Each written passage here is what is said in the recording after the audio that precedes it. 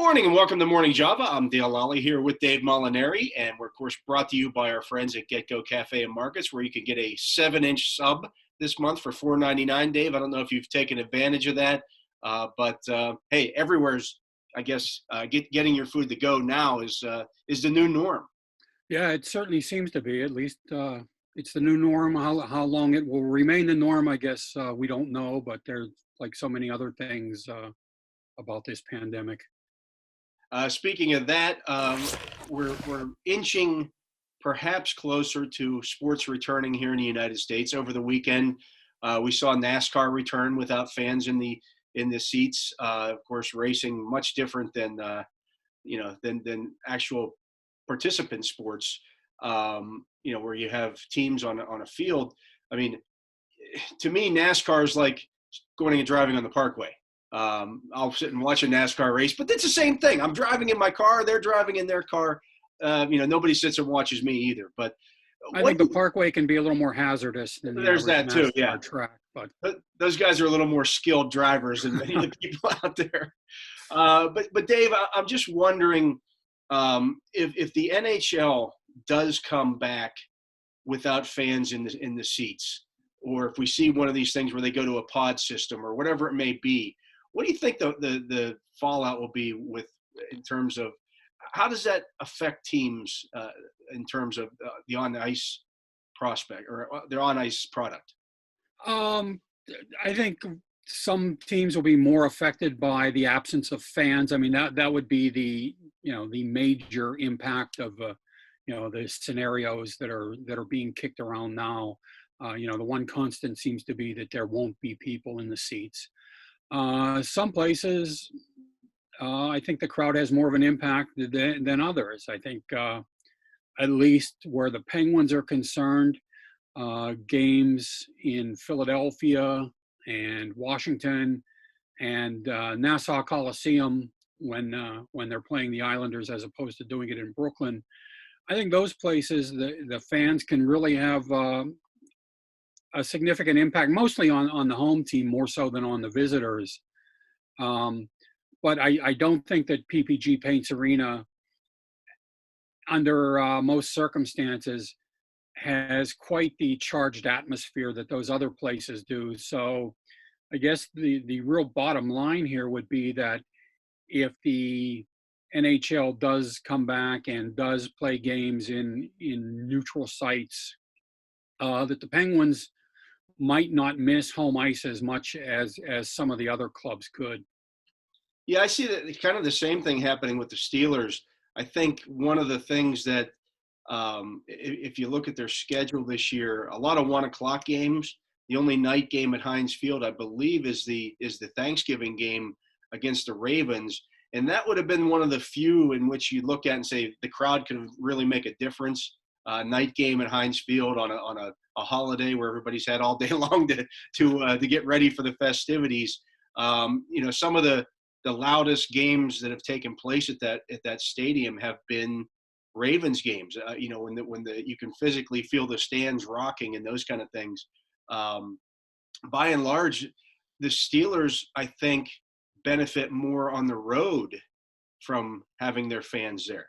They get some ridiculous road crowds that really kind of take over a stadium, like you saw when they played the Chargers last year, where they took over that stadium. That happens 2 or 3 times every season. So if they're playing, in stadiums without fans, I just think, to me, it sucks so much energy, I think, out of the teams. I think guys feed off of those kind of things. Yeah, I mean, you would certainly think so. It'll probably be much more like a scrimmage, not a closed scrimmage, not even one at training camp where you have 10,000 fans on the hill watching.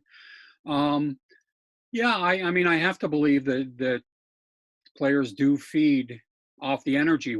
Actually, whether they're being cheered or booed, yeah, but that fans do have a reaction. And you certainly make a great point about the Steelers.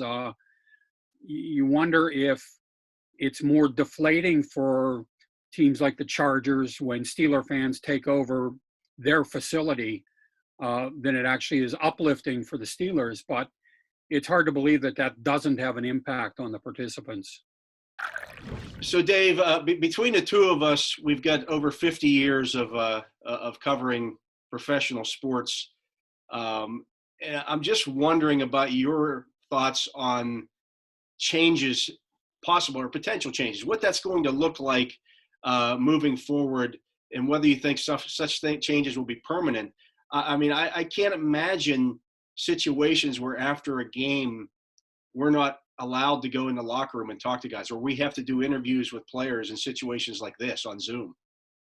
I think in the short term we're going to see some radical changes in the way that our business is conducted. I can't imagine until there's a vaccine or a really effective treatment, at least for COVID-19, that we're going to be in locker rooms at all. I could see them bringing players out to interview areas like they do in like in the hockey playoffs, and I'm guessing it also at, in fact, I believe even in regular season football games, they'll bring at least a handful of players and coaches into an interview room. Um, so maybe that wouldn't be such a great change for guys in your business. Uh, for mine, it would be quite a change and quite an adjustment called for you. I mean, the relationships you strike up with guys in one-on-one conversations in the locker room uh, really does lead to, over time, acquiring some pretty useful and interesting information for people. If that interaction is cut off, even if it's only temporarily, I think it will have an impact on our business.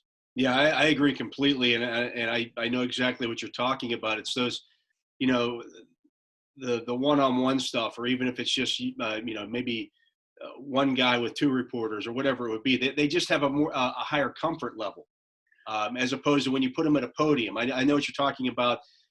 In football, they usually bring out, usually it's a quarterback and the head coach, or the quarterback and the running back who ran for 100 yards, something like that. But then you go into the into the locker room, and you can work the room a little bit and get more background information, because the guys on the podium just aren't as open with their thoughts. They're more guarded because they see all the TV cameras and they see everybody, standing there with their recorders and stuff. And they're just, when it's just you and a guy that trusts you, you get more honest information. Yeah, and I mean, at least in hockey, I think it'll be even more the case after practices than after games. Um, Traditionally, the room is opened. I believe it's 5 minutes after the first guy leaves the ice at a practice, and guys are all in there at some point after practice. You might have to wait 45 minutes for the last guy to come off if you wanted to speak with him, but you can eventually get him. Whereas after games, a lot of times the room will be almost empty by the time those 5 minutes are up, and we're allowed in, whether it's guys who simply don't want to speak or guys who have to go off for medical treatments or whatever. So not having that kind of access after practices will be particularly difficult for people who cover hockey, at least. Yeah, a lot of times people complain about uh, sports writing in general, or they say, well, you guys don't need to be in there. I think they're going to find out that they're going to like it a lot better when we are in the locker rooms and getting those stories, as I would, yeah, everybody having the same thing. right. I mean, I guess we can't say for sure, but I tend to believe that you're right about that, and that's going to be the dominant sentiment in our industry. So, Dave, over the weekend, or it's been an ongoing thing, ESPN has been running an ongoing series on the life of Michael Jordan and his playing time in the league, and everything that kind of made Michael Jordan Michael Jordan. And I didn't watch it. I know you didn't watch it either. I'm not a Michael Jordan fan. I grew up a Detroit Pistons fan, so I hated Michael Jordan. I don't need to see any of that stuff. But I know that a lot of people watched it. And it made me wonder if they were going to make one of those about hockey, and of course we know ESPN would never do that with hockey because they just ignore hockey. But if they were going to make one of those about hockey, Would it be about Wayne Gretzky? Would it be about Mario Lemieux? Would it be Sidney Crosby? What are your feelings on who would be a good topic for them to do that with hockey? Well, I think it would be about Wayne Gretzky. I think they would just go for the biggest name they could, and he's the biggest name Is in he hockey. interesting enough though to do a whole thing? Well, I mean, I think they would be counting on his name recognition to attract people. Frankly, if I were to suggest a subject to them, it would probably be Jaromir Jagr.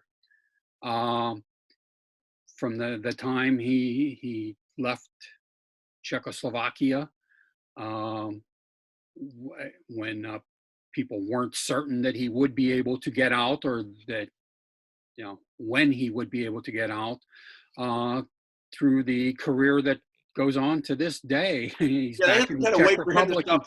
I mean, Jordan's been done playing for about, what, 10, 15 years. They got to wait for Yager to quit playing before they can do a series on him. And so this might never get past the hypothetical stage. He doesn't show any interest in stopping, although now he has a truly vested interest in playing because he's an owner of the team that he plays for, and the biggest gate attraction for that team. So He's a true Reg Dunlap. yeah, but I mean, with all of the things that he went through in the NHL, and in addition to being one of the most productive players ever in the history of the league, with the time he went and spent a few years playing in Russia, the various teams that he's played for in North America, and he's just an interesting guy. I think he would be fascinating if somebody could really get behind the scenes and do an in-depth 5 or 10 or however many part documentary on his life. I think it would be very compelling viewing. Whether anybody but really hardcore hockey fans would pay attention, I don't know, but I think he would be a fun subject. That would be one that would certainly be interesting. And I'm with you, though. I think they would probably do Gretzky just because everybody knows who Wayne Gretzky is, as opposed to, I mean, people in Pittsburgh. Actually, he's played in so many cities. People everywhere kind of know who Jaromir Jagr is. I mean, how many cities has he played? He's like half of America and 3/4 of Canada. I mean, it's just everybody kind of knows. Yeah, and he's been around long enough that a couple of different generations of fans have been introduced to him, even if he didn't happen to play in their city, which admittedly that's become a pretty short list. But well, I think that would be an interesting one. But again, not that ESPN will ever do a hockey series.